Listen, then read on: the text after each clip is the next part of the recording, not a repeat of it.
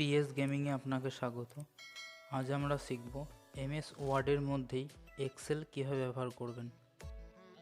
তো চলুন ভিডিওটি শুরু করা যাক।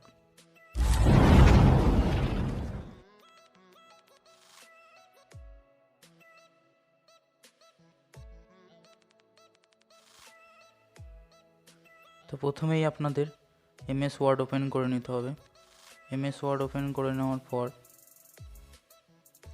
যেরকম আমরা টেবিল ইনসার্ট করি সেই রকমই টেবিলের জায়গায় আমরা এক্সেলের সিটটাকে ইনসার্ট করতে পারবো, তার মধ্যে ক্যালকুলেশন করতে পারবো। তো এখানে টেবিলে চলে যাবেন, যাওয়ার পর এখানে এক্সেল স্প্রেডশিটে ক্লিক করবেন। তাহলেই আপনার যে এক্সেল সিটটা সেটা একটা টেবিল আকারে আপনার পেজে চলে আসবে। এবার আপনি এখানে যে কোনো টেবিল তৈরি করতে পারেন। তাই আমি একটা টেবিল তৈরি করে নিচ্ছি।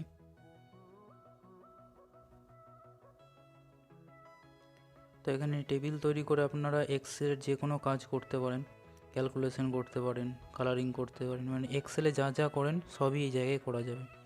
এটা যদি আমরা নর্মাল টেবিল নিই সেক্ষেত্রেও সেভাবেও কাজ করা যাবে সেই টেবিলেও, কিন্তু যে টেবিলটা আপনি ইনসার্ট করবেন নর্মাল টেবিল যেটা, সেখানে কিন্তু ক্যালকুলেশন হয়তো আপনি করতে পারবেন, কিন্তু পরে যখন ক্যালকুলেশনটা আপনি চেঞ্জ করতে চাইবেন সেক্ষেত্রে কিন্তু আপনাকে আবার ক্যালকুলেশন করতে হবে, অটোমেটিক চেঞ্জ হবে না। এক্সেলে আমরা দেখি কি কোনো ক্যালকুলেশন যদি চেঞ্জ করি, নাম্বার ভ্যালু চেঞ্জ করি, অটোমেটিক আমরা ক্যালকুলেশনটাও চেঞ্জ হয়ে যায়। তো সেম যদি এক্সেল সিট নেন তাহলে এখানেও কিন্তু আপনার ক্যালকুলেশন চেঞ্জ হয়ে যাবে, অটোমেটিক আপডেট হয়ে যাবে। তো এটা একটা সুবিধা এক্সেল সিটে। তো আমি টেবিলটা বানিয়ে নিই।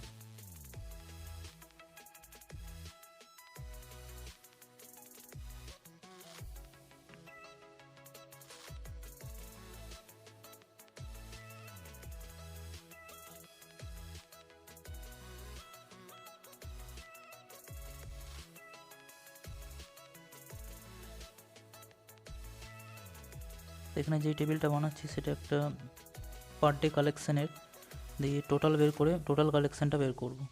তারপর আমাদের দেখাবো অটোমেটিক কীভাবে চেঞ্জ হয়ে যায়। ভ্যালু চেঞ্জ করলে অটোমেটিক টোটাল যে ভ্যালুটা সেটাও চেঞ্জ হয়ে যাবে। তার জন্য আমাকে আর ফর্মুলা ইউজ করতে হবে না বা আবার নতুন করে খাটতে হবে না।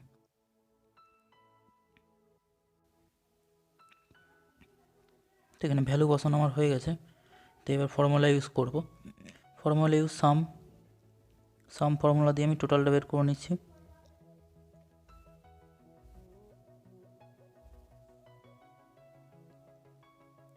বাকিগুলো ড্র্যাগ করে ডাবল ক্লিক করে দিচ্ছি কোনটায়, তাহলে সবগুলো বেরিয়ে গেল। দেখুন টোটাল ক্যালকুলেশন হয়ে গেছে। এবার যদি আপনি কিছু ফরম্যাটিং করতে যান তাহলে টেবিলটাকে সিলেক্ট করে এক্সেলে যেভাবে ফরম্যাটিং করেন সেম একই প্রসেস এখানে ফরম্যাটিং করে নেবেন। দেখুন এখান থেকে আমি বর্ডার দিয়ে দিচ্ছি, তার সঙ্গে বর্ডার কালার ওকে করে দিলাম, বর্ডার অ্যাপ্লাই হয়ে গেছে। যদি ব্যাকগ্রাউন্ড কালার চেঞ্জ করতে চান ব্যাকগ্রাউন্ড কালারও চেঞ্জ করতে পারেন। তাহলে আমি কিছু ফরম্যাটিং করে নিই।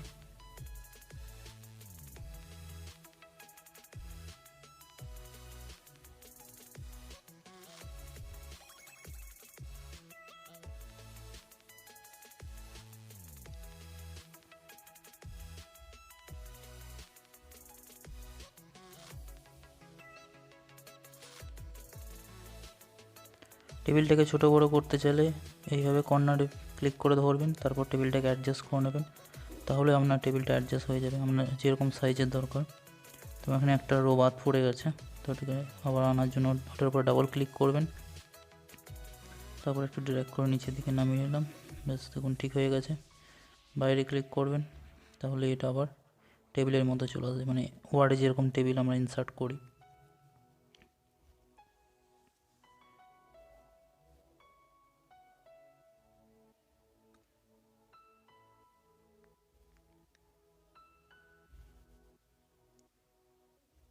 ফন্ট কালারটা একটু চেঞ্জ করে নিই, বোঝা যাচ্ছে না। তো দেখুন ফন্ট কালার চেঞ্জ হয়ে গেছে। এবার দেখুন আপনাদের ভ্যালু চেঞ্জ করে দেখায়। তো ভ্যালু চেঞ্জ করার জন্য টেবিলটার উপরে আবার ডাবল ক্লিক করতে হবে, কারণ এক্সেলের অপশানগুলো আনতে হবে। টেবিলের উপরে ডাবল ক্লিক করলে এটা এবার এক্সেলে চলে যাবে।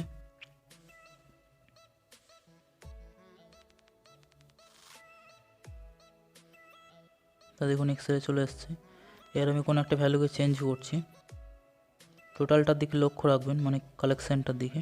দেখুন ভ্যালুটা চেঞ্জ করে আমি এন্টার প্রেস করবো, অটোমেটিক ক্যালকুলেশনটাও দেখুন চেঞ্জ হয়ে গেল। তো এটাই সুবিধা যদি ওয়ার্ডের মধ্যে এক্সেল সিট ইনসার্ট করেন। নর্মাল যদি টেবিল নেন তাহলে সেক্ষেত্রে আপনার অটোমেটিক চেঞ্জটা কিন্তু হবে না। তো এইভাবে কর্নারে ক্লিক করে আপনি টেবিলটাকে ছোটো বড়োও করে নিতে পারেন। তো এই ছিল আজকের ভিডিও। যদি ভিডিওটি ভালো লেগে থাকে অবশ্যই একটা লাইক করবেন, চ্যানেলে নতুন হয়ে থাকলে চ্যানেলটিকে সাবস্ক্রাইব করে নেবেন।